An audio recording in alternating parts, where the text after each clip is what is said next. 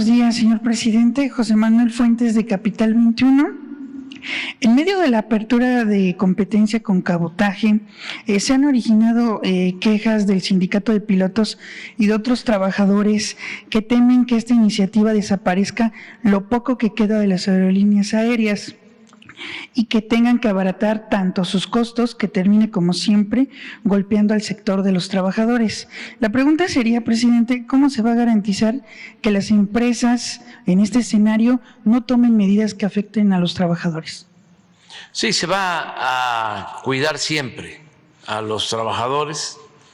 Ellos no van a tener ningún problema, ni van a ser desplazados, ni van a tener menos oportunidades de trabajo.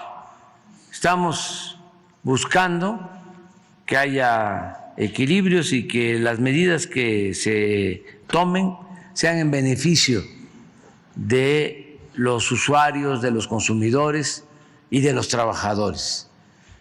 Estamos llevando a cabo todo este proceso de modernización de aeropuertos, se va avanzando. Mañana vamos a informar más sobre lo de la carga, esto que ha generado también alguna polémica. Mañana va a estar aquí el general Pastor, el general secretario, van a informar sobre la capacidad del aeropuerto Felipe Ángeles para recibir aviones de carga y cómo estamos sobrados, cómo hay muchas ventajas para que se trasladen los aviones de carga o aterricen en el aeropuerto Felipe Ángeles, ¿no? Y esto vaya pues quitándole presión al aeropuerto de la ciudad y así vamos a continuar. Viene la creación de la nueva línea aérea mexicana de aviación, eso también va a ayudar y vamos a estar observando para que no se incrementen demasiado, a veces de manera excesiva, los precios de los boletos, porque se abusa. Hay veces que, como solo una línea vuela a un determinado lugar, cobran mucho. Si se compra el boleto un día antes, 2 días antes, puede costar el doble. Un boleto de avión para el traslado al interior del país puede costar lo mismo que salir del país e ir a otra parte en el extranjero. Entonces, todo eso se va a ir viendo. Si no hace falta, pues no se liberan los espacios para que puedan recoger pasaje y hacer pues viajes empresas de aviación del extranjero, porque esto va a producir competencia y va a bajar los precios. Entonces, estamos en eso, analizándolo. Desde luego, nuestros adversarios pues nunca van a estar conformes con nada, pero si nos ponemos a ver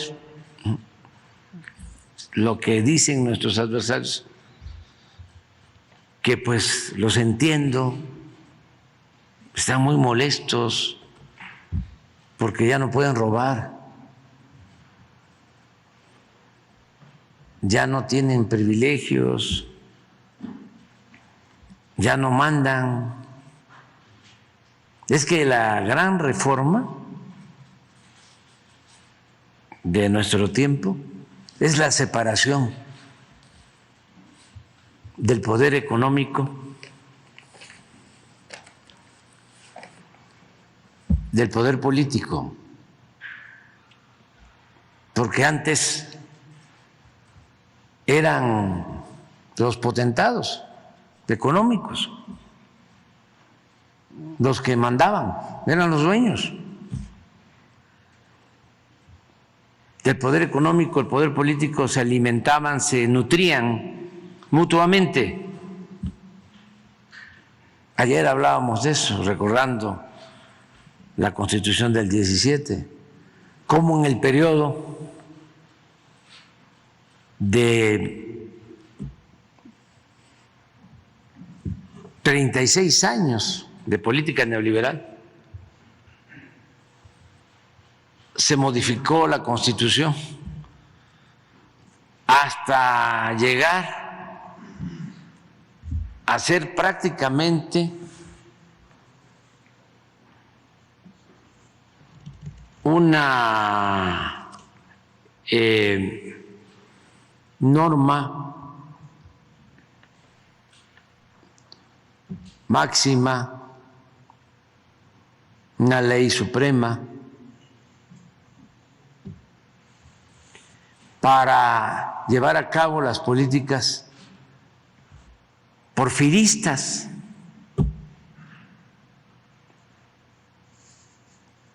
Durante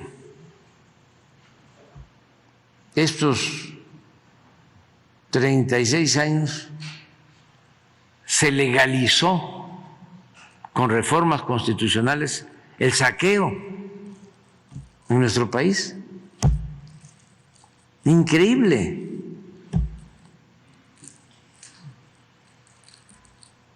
Había corrupción en los gobiernos posrevolucionarios, pero no se habían atrevido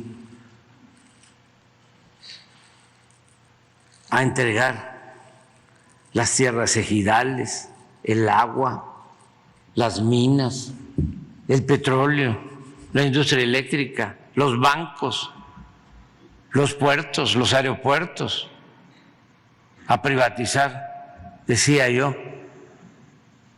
hasta las cárceles, las guarderías, la educación, la salud,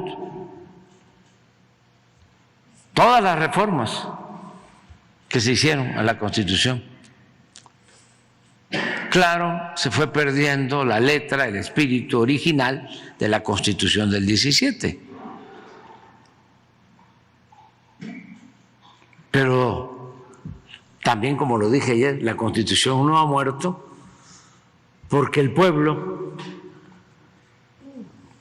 decidió llevar a cabo un cambio, una transformación. Y hemos estado enviando reformas para recuperar el origen de la Constitución del 17, porque en el periodo neoliberal no se legisló nada en beneficio del pueblo. Todo fue para beneficiar a una minoría, porque en sentido estricto no había democracia, era una oligarquía la que dominaba, con fachada de democracia, era una república simulada.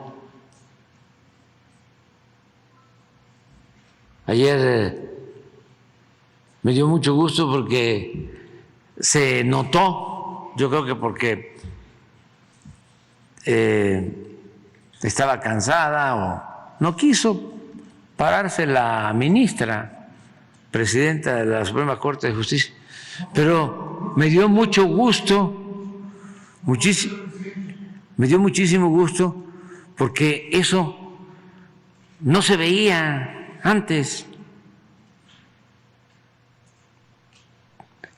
Los ministros de la Corte eran empleados del presidente. Desde luego en la formalidad, desde el porfiriato, se hablaba, ¿no?, de la división, del equilibrio entre los poderes. Pero en la realidad, el poder de los poderes era el Ejecutivo. ¿Cuándo se había visto de que se quedara sentado presidente de la Corte en un acto así? Eso me llena de orgullo,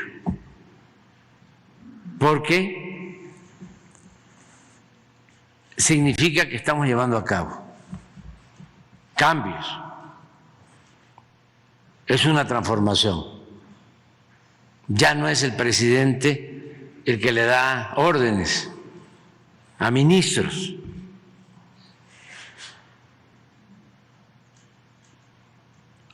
Y también es un desmentido cuando de manera exagerada se habla de una dictadura, de una tiranía.